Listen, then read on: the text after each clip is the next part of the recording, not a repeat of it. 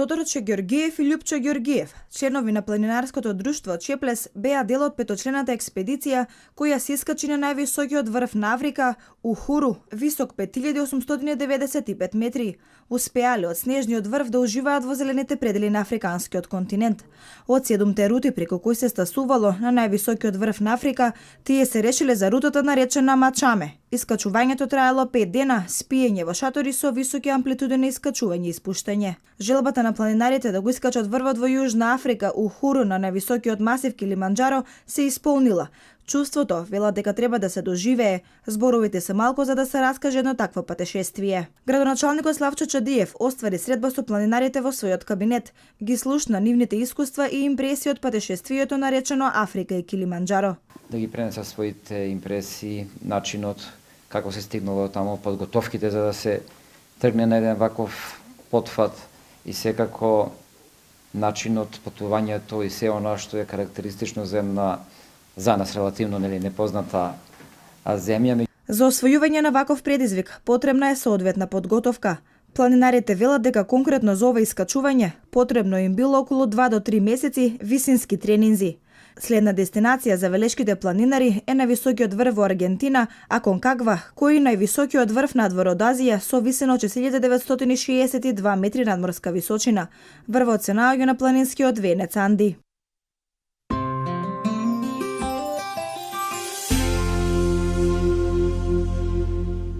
Почитувани гледачи, веќе од прилогот може да претпоставите денеска кои се мои денешни гости. Со мене во студиото е Тодорче Ѓорѓиев и Љупчо Ѓорѓиев, двајцата велешани кои што го искачија највисокиот врв во Јужна Африка.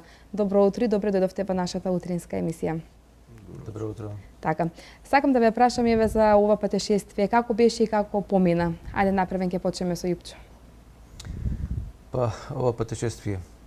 Ако кажам со еден збор беше многу интересно, нема да погрешам. Меѓутоа, се до тоа во што беше интересно, имаше и потешки и полесни моменти, интересни, некои незаборавни. Така мислам во целина кажано беше стварно незаборавно. Какво е чувството да се искачите на највисокиот врв? Па чувството да се искачите на највисокиот врв, зборуваме конкретно за кровот на Африка. Па јас претпоставам дека чувството е да секој поединец може би различно. Меѓутоа, во секој случај има едно единствено, а тоа е воскитот кој што се јавува при искачување на еден таков врв. Така. Тодорче, што ти ќе ни кажеш за ова твое патешествие и за самото искачување на највисокиот врв? Така, за мене ова е пети врв над 5.500 метри. Значи, секој врв си има своја тежина. Овој врв не се разликуваше и најмалку од другите, иако е повисок за некои 300 метри од последниот мој искачен. Сепак треба доста да се вложи во тоа и да максимум да се посветиме на кога сме таму на планината, за да успееме во тоа што го работиме. Каков е погледот од врвот? Погледот. Зависи како ќе биде времето. Ако е магла, значи облаци, неубаво време, тогаш нема поглед. Има единствено одбележје кое го означува врвот и ние 5-10 луѓе колку сме во експедицијата за да се видиме и тоа е. Ако е малце поубаво времето, секој врв си има своја структура, свој облик, така да не може многу да се види. Во зависност пак ќе речеме од временските прилики, ако ние сме на таа висина над облаците, така да може само да се погледнат некои повисоки врвови, тоа има, мислам, изгледа како архипелаг некој, како море од вани. Ги спомнавме временските услови, вие се искачите на највисокиот врв во Јужна Африка, претпоставувам дека таму нема некои многу високи температури. Еве сепак да им кажеме на гледачите која беше температурата кога вие моментално се искачевте на врвот.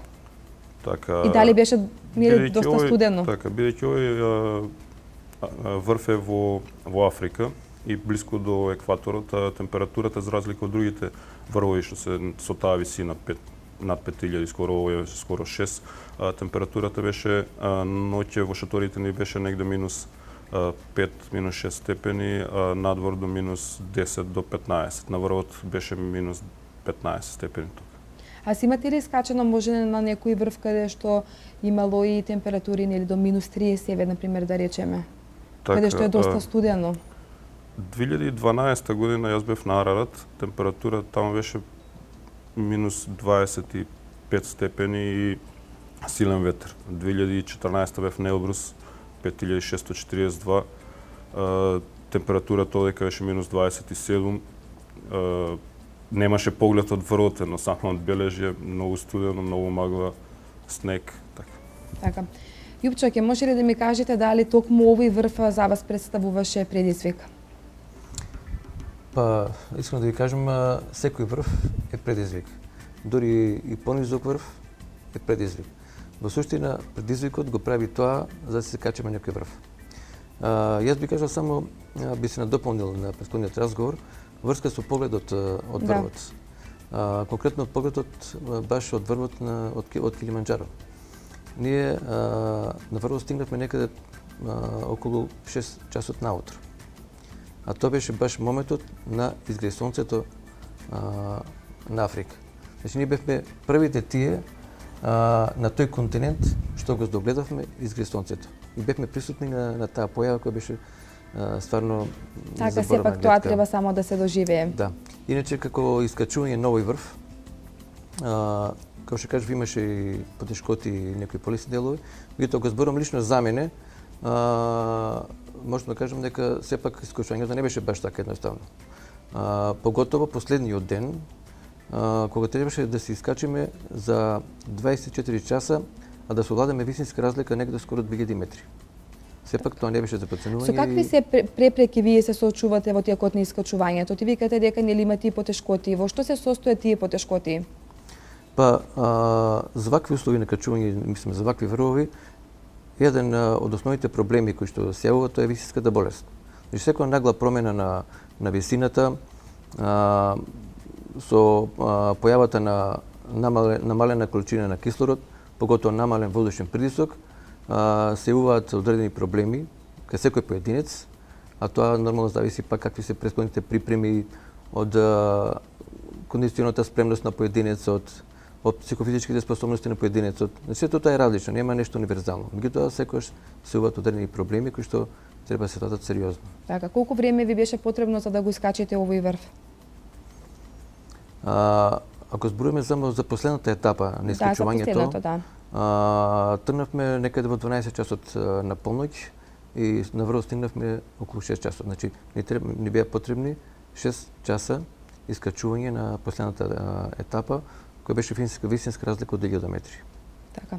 Тодорче, како се подготвувате? Сигурно имате и претходно некои подготовки кои што ги правите нели за искачување на врвот. Како се подготвувате? Така. Значи, овие се високи врвови, високи планини, не е можно без подготовка, без претходна подготовка да се стаса таму.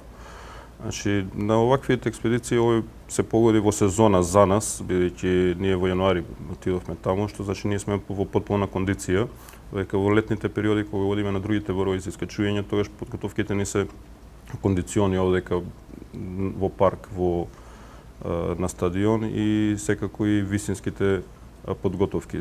Висинските подготовки значат излегување на планина, на што поголем престој на поголема висина. Ние тука го имам планинарскиот дом Чеплес и Солунска глава, така да тоа ни е најдобро и најблиску за подготовка. А колку време е потребно претходно да се подготвувате за едно искачување? Па се зависи од врвот и од време трајањето на експедицијата. Значи за овој конкретно за ова патешествие, за ова искачување на Африка, на Килиманџаро, јас лично некаде за 2 месеци со подготовки започнав. Тоа значи, кој што напоменав, искачување на Солунска глава, на Тито врв, на Шапка, Пелистер, потоа малце кондициони припреми овдека и решивна исхрана. Така. Да се вратиме малку на вашите почетоци. Кога почнавте вие да се занимавате со овој спорт и кој беше првиот врв што го искачивте, ако се сеќавате? Да, се сеќавам. Значи, прв пат јас отидов на Чеплес 89-та година во прва година гимназија. Потоа тоа почна така како тркало секој викенд, секој слободно време на Чеплес и прва ми беше и Солунска глава искачена. Така. Јупче, истото прашање и за вас, нешто повеќе да ми кажете за вашите почетоци и кој беше првиот врв што го искачивте? Па јас може да кажам мојот почеток беше прва година кога бев в средно училиште и првото искачување ми беше до планинарскиот дом Бреза. Тоа беше почетокот и од тој момент до ден денес не прекинав да се искачувам на планини. Така. Од 7 рути преку кои што стасавте до највисокиот врв во Африка, вие решивте значи да одите по рутата која што беше наречена Мачаме, зошто токму ја одбравте оваа рута? Па, оваа рута ја одбравме од повеќе причини. Една од причините е тоа што оваа рута овозможува подобра припрема на тие висини. Друга причина е тоа што оваа рута овозможува не само искачување на врвот, туку и запознавање и на флората на таа планина. Значи, ние преткон се движевме низ џунгла, па во предели исполнени со камењари, па предели со водотеци, со високи нагли искачувања, така сите тие разноликости на тие предели ни беа интересни баш заради тоа одбравме таа патека, која што во однос на другите патеки може да кажеме дека и потешка, односно најтешка да речеме во случајов. Да. До сега во вашата кариера претпоставувам дека си имате искачено на многу врвови, ке може ли барем некој да ни кажете? Па едни од тие врвови минатата година повторно бевме со Тоше на Алпите, таму посетивме, мислам, се искачивме на повеќе врвови. Еден од тие врвови беше и Гран Парадизо, кој што е околу 4000 метри. Планот ти беше да се искачиме на Монблан, меѓутоа, со обзир на лошите временски услови, не се качивме, пошто имаше забрана. Со други зборови, искачувањето на некој врв, на некоја планина, зависи и од самата планина. Тоа кај нас планинарите обично кажуваме, за да се качи врвот, треба и планината да ви дозволи да се качите, односно да ја освоите. Ако планината не ви дозволи, и колку да е лесен врвот, нема да успеете. Така, дали секогаш одите заедно двајцата или за да знам дали да го прашам, тоа ше истото прашање? Па, во главно да, меѓутоа нормално секогаш не, пошто ајде да кажеме, Тоше ни е претставител на планинарското друштво и организатор на сите активности на планинарското друштво и секогаш е тој прв кога има некоја активност. Јас со своите врски сум малку понеактивен, меѓутоа се трудам максимално што можам времето да ги искористам во овие активности. И па тогаш истото прашање за Тоше, да не ги кажеш врвовите до сега. Така, значи овие 2 години, значи од 3 години од формирањето на планинарското друштво од Чеплес и со преземањето на домот, со Љупчо почнавме од се поинтензивно да додиме на повисоки планини. Значи, а пред тоа јас веќе напоменав, кажав 2 врва, па ќе и повторам 2012 година, мислам од повисоките, ќе кажам, 2012 година бев во Турција на Арарат, 5137 метри, 2013 во Иран на Дамавант, 5671, 2014 година бев на највисокиот врв во Европа, на Кавказ во Русија, Елбрус, 5642, 2015 година бевме заедно на Алпи, на Гран Парадизо, Доломити, на Триглав, на една поголема етапа од Монблан и ова 2016 е на највисокиот на врв на Африка, Килиманџаро. Сакам, мислам, сега да се надоврзам да кажам, овие сите врвови до сега што ги имам искачено со вулканско потекло, зборам за повисоките. Така да на секој континент има секој еден врв највисок од вулканско, од тие 6-7 врва, јас имам скачено 4 највисоки. Така, вие споменавте дека исто така сте председател на планинарското здружение Чеплес. Така? Тоа е планинарско спортски клуб. Спортски клуб. Така, колку членови се состојани или моментално колку членови има во спортскиот клуб? Бројката, значи годишно секогаш варира, но во минатата година имавме некаде околу 80 на членови, од кои дел активни, дел така пасивни. Заинтересирани ли се луѓето за овој спорт? Па полека мислам дека го сваќаат сето тоа љубење и дружење со природата, активностите во природа. Мислам дека од година на година зима повеќе замав. Така. Љупчо, што мислиш за нашите врвови во Македонија и општо за планините кои што ги имаме ние во Македонија? Какви се тие? Дали се добри нели за искачување? Дали можеби тие исто така ви представуваат предизвик? Врвовите во Македонија не да се добри, туку се одлични. затоа што на ниво на Балканот ние имаме доста број на врвови кои што се закачување сериозни врвови, поготово во зимски услови. И кај нас што се случува и ние кога сакаме се искачеме и во зимски услови и на врвот на сонска глава, често пати имаме сериозни проблеми и некогаш и дури не може да се качеме. Зависи од температурата, од брзи ветрови, од ниски температури, високи снегови, сите тие фактори влијаат на искачувањето. Инаку, општо кажано, Македонија располага со многу богат фонд на планини кои што можат да пружат развој на планинарскиот спорт и за планинари и надвор од Македонија, само тоа треба да се организира малку на повисоко ниво. А кои се идеалните услови, временски услови за искачување на врвовите? Како треба обично да биде времето, да речеме нели идеално, добро, дали треба да биде сончево, значи спомнавте претходно не треба да има магла, значи кое е идеалното време за искачување? Идеалното време за искачување на секој врв си е различно.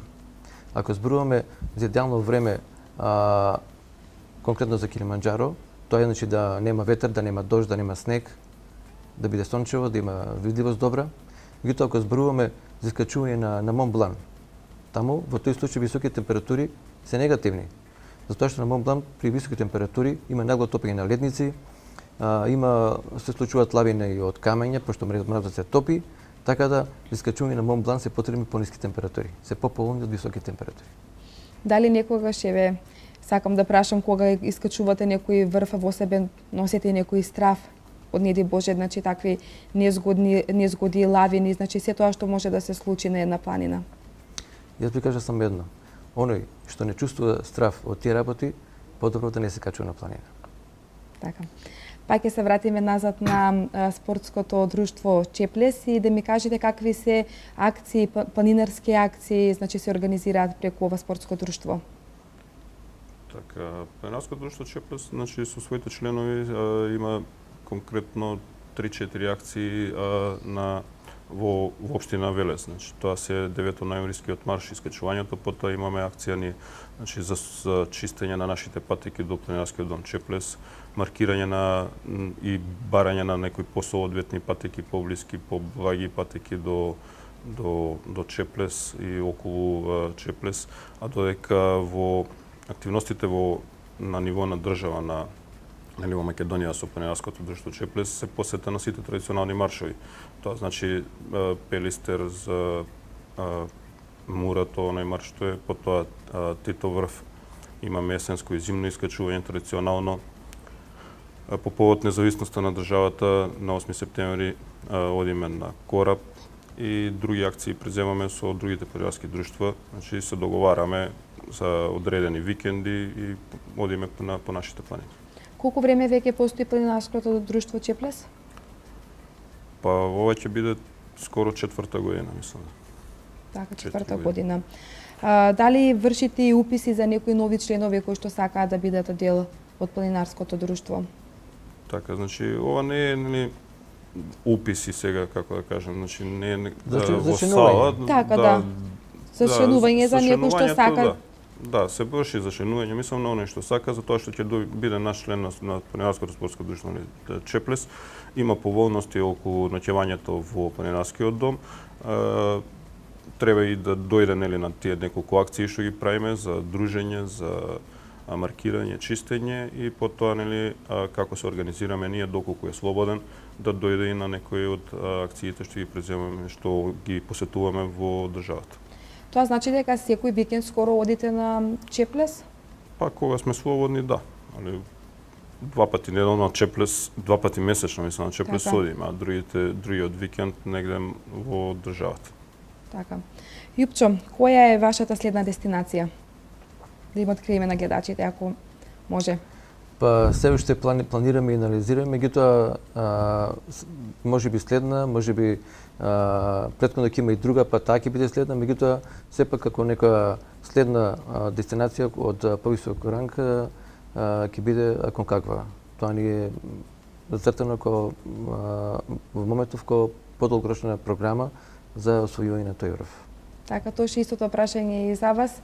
Значи, која е следната дестинација? Дали можеби на овој врв ќе се искачите двајцата заедно? Така, значи желбата на секој планинар е да стаса малце повисоко, оној мислам што се занимава со високогорство. Ова не е планинарење, веќе ова е високогорски акции. Аконкагва е еден од врвовите, значи и за мене лично, но јас во разговорот напоменав дека овие врвови што досега ги има искачено се од вулканско потекло. Во Јужна Америка има уште еден врв, Аконкагва не е врв од вулканско потекло планина, во Јужна Америка има уште еден од вулканско потекло што е највисок и во Мексико тие ми се така да не речам можеби следни. Така, постои ли некој врв кој што досега го немате искачено, а сакате во иднина нели да го искачите, или можеби се овие веќе три што ги спомнавте? Некој што значи сосема нели ви представува предизвик, нешто што сакате нели во иднина да го реализирате? Така. Па ќе се навратам значи на претходниот разговор. Овие два врва со Аконкагва заедно представуваат нели желба, додека бидејќи ги имам искачено и овие врвови што претходно ги напоменав, а Монт Блан е многу низок за разлика од овие, едноставно ни представува задоволство и да отидеме на Монт Блан бидејќи не ни дозволија условите да се качиме 2015 година. Така, јас ви благодарам на многу што денеска ни бевте гости, што бевте дел од нашата утринска програма. Ви посакувам многу успехи, секако да имате во иднина уште многу реализирани врвови, нели, да искачете и оние метри кои што нели се ги имате зацртано.